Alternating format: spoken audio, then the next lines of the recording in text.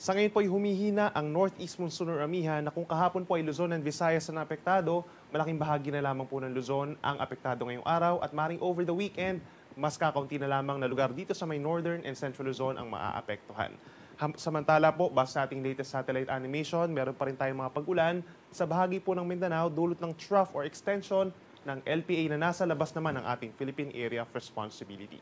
At base sa ating analysis ay mababa pa rin po ang tsansa na may mabuong bagyo na papasok ng ating area of responsibility hanggang sa mga unang araw ng Marso.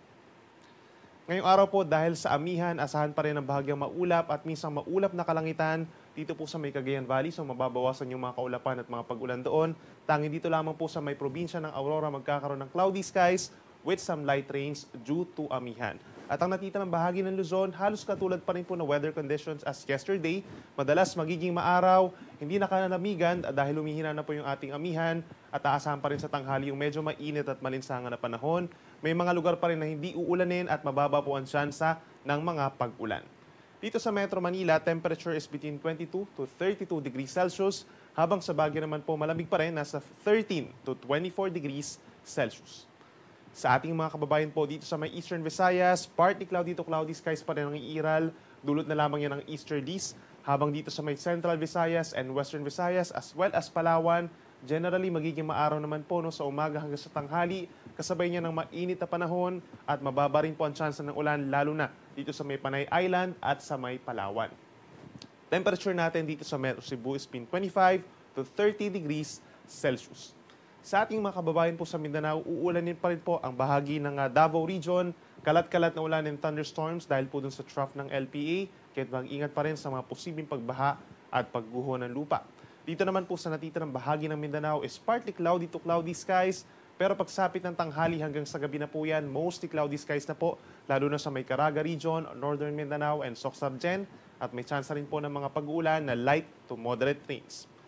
Temperature naman natin sa Metro Davao, 24 to 29 degrees Celsius, habang mainit pa rin po sa may Zamboanga City, Jensan, and Cotabato na hanggang 33 degrees Celsius. Sa ngayon po, magiging maalon pa rin ang karagatan dito sa may eastern and northern seaboards of our country hanggang 2.8 meters po ito. Bahagyang epekto rin po ng northeast monsoon na tinaasahan po by tomorrow at sa Saturday, mas magiging maalon pa sa malaking baybayin po ng northern Luzon, maring mga 3.5 metro taas ng alon po yan, dulot sa panibagong bugso po ng northeast monsoon na hindi naman naaabot muli dito sa malaking bahagi ng Luzon. For the rest of our country, banayad ang katamtaman ng taas sa mga pag-alon, lalo na dito sa may parting West Philippine Sea and Sulu Sea. Sa malaking bahagi ng Luzon, sa susunod na 3 araw, meron tayong amihan pa rin pero hindi na po ito ganun kalakas, no? Maring umabot na lamang sa may northern Luzon at makakaapekto doon ng bahagyang pagbaba ng temperatura at may hinang ulan lalo na sa may Cagayan Valley and sa Aurora.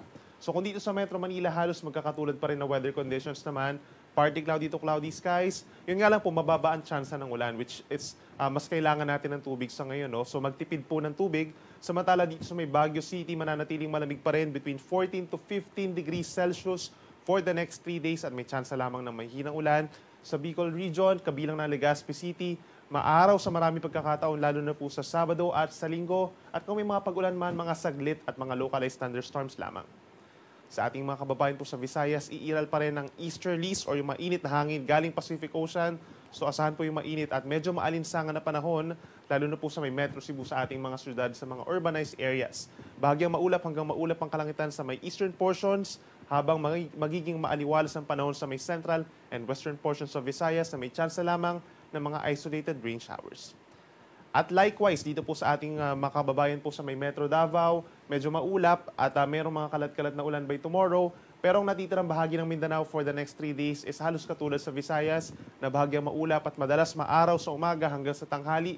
May kainitan lalo na po sa mga urbanized areas such as Zamboanga City, dito sa may CDO, Butuan, Cotabato City, and Jensan. At may chance rin po ng mga localized thunderstorms or mga saglit na pag-ulan or pagkit at pagkulog lalo na po sa hapon at gabi.